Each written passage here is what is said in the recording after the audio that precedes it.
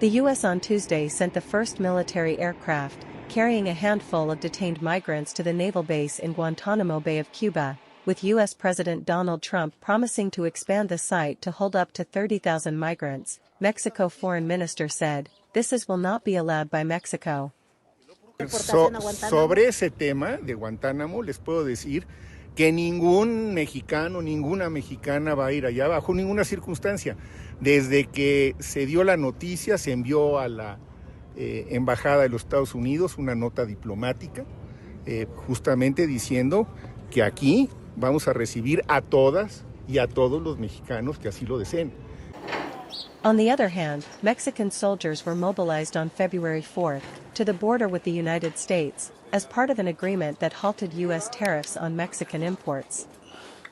Serán recorridos en toda la frontera de México con Estados Unidos. En toda la línea fronteriza serán recorridos a pie, a motor, así como patrullajes en diversos caminamientos que conducen a la frontera de nuestro país con Estados Unidos.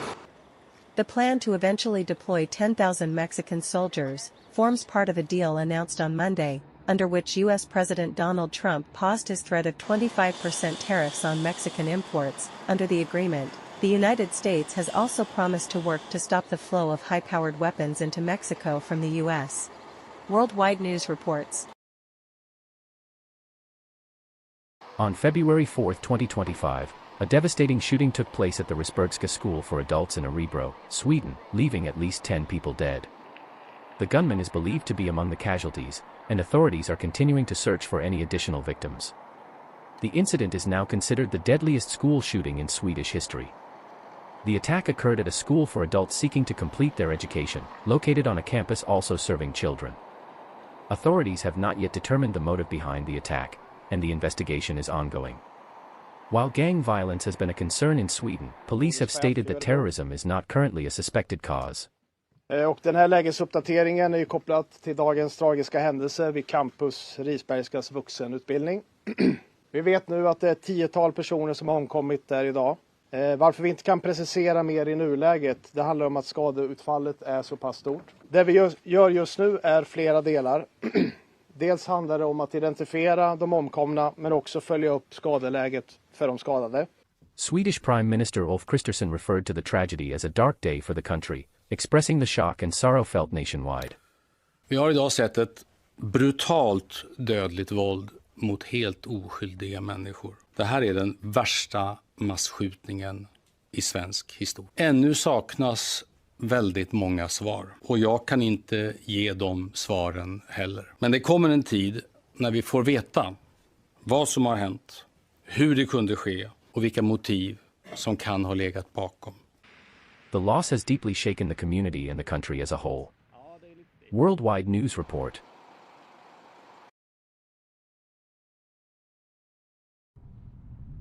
Greenland will hold a general election on March 11th, its prime minister said on Tuesday, amid renewed interest from U.S. President Donald Trump in the Arctic territory. The top issues in the election campaign are expected to be Greenland's independence aspirations and relations with Denmark and the United States. Jeg synes, det er fint, at timingen er helt fint, at jeg synes, det er på tide, at befolkningen skal til stemmeurnerne, og så træffe den beslutning, det er nødvendigt. Så det er fint med det, og vi stemte også på for det. As well as the fragile economy, which depends on fishing and Danish grants. We have last week presented 5 pillars for our coming election strategy, but if I can sum it up, it's much easier just to mention some of the headlines. The most important one is to start the process of independence from Denmark. According to a recent survey by pollster Verian, a majority of Greenlanders would vote for independence if such a referendum were held now. However, the poll also showed that 45% would oppose independence if it negatively affected living standards, indicating that the path towards independence remains uncertain. Worldwide News reports. On February 4th, U.S. President Donald Trump signed an executive order, withdrawing the United States from the United Nations Human Rights Council. This move echoes his 2018 decision to pull the U.S. out of the council, citing its focus on Israel and questionable membership practices. In the same executive order, Trump announced the cessation of funding to the United Nations Relief and Works Agency for Palestine Refugees. Since 1950, UNRWA has provided support to Palestinian refugees in several Middle Eastern countries.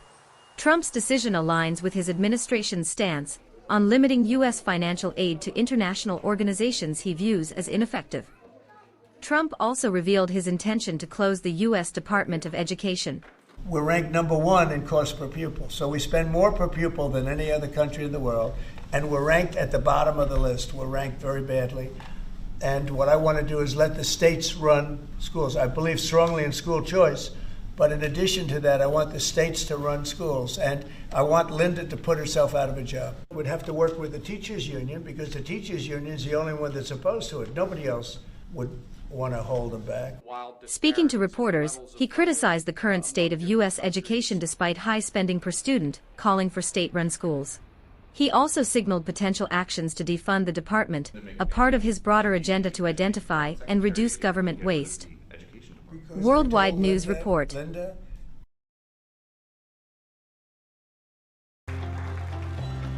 OpenAI said on February 4th, it will develop artificial intelligence products for South Korea with chat app operator Kakao, unveiling a second major alliance with a high-profile Asian partner this week. Yeah, it's a great market for us, and I think AI adoption here in general has been quite incredible. There's so much of Korea that makes AI a good fit.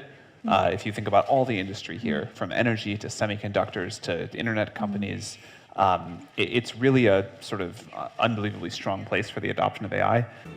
Kakao operates South Korea's dominant messaging app KakaoTalk, which has a whopping 97% domestic market share, and has expanded into areas such as e-commerce, payments, and gaming. It has positioned AI as a new engine of growth. But I think we have a shared vision for what AI can do, and we are particularly interested in AI and messaging. I think there's a really rich thing to explore there that can improve the experience a lot for users, and also excited that you wanted to view this as just the start and really explore many more things to do together. In a whirlwind tour through Asia, OpenAI chief executive Sam Altman also announced a partnership with Japan's SoftBank Group on February 3rd, and is, according to sources, scheduled to visit India on February 5th, where he is seeking to meet Prime Minister Narendra Modi. Worldwide News reports.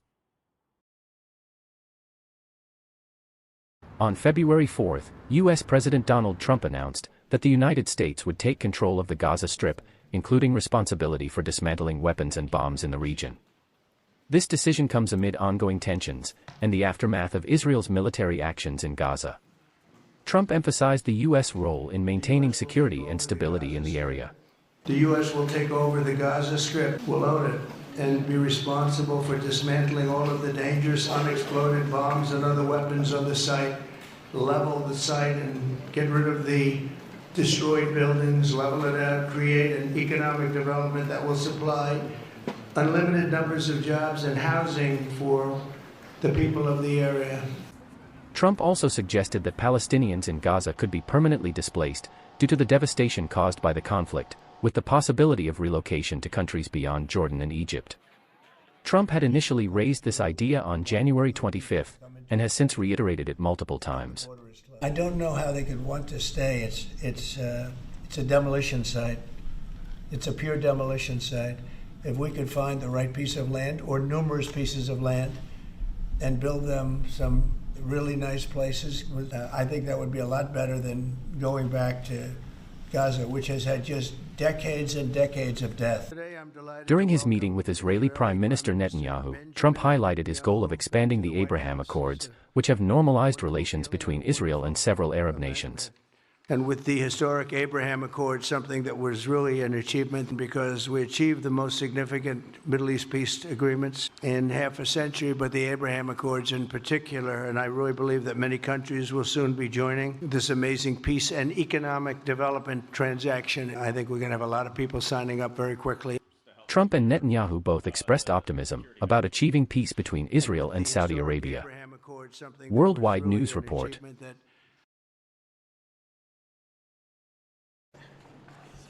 US President Donald Trump suspended his threat of steep tariffs on Mexico and Canada on February 3rd, agreeing to a 30-day pause, except for China, which faces across-the-board tariffs of 10% that are poised to begin on February 4th, and China announced it would impose tariffs on the US.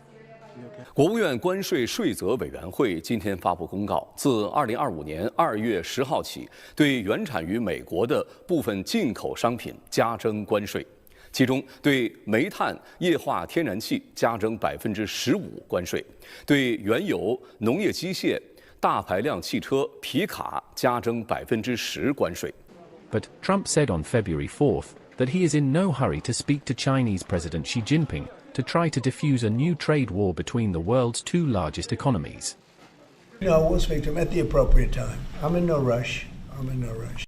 China's new tariffs on US products will take effect on February 10th and include a 15% levy on US coal and LNG and 10% for crude oil. Some economists said Beijing's limited counter to Trump's imposition of a 10% tariff on all Chinese imports underscored the attempt by Chinese policymakers to engage Trump in talks that could avert an outright trade war between the world's two largest economies.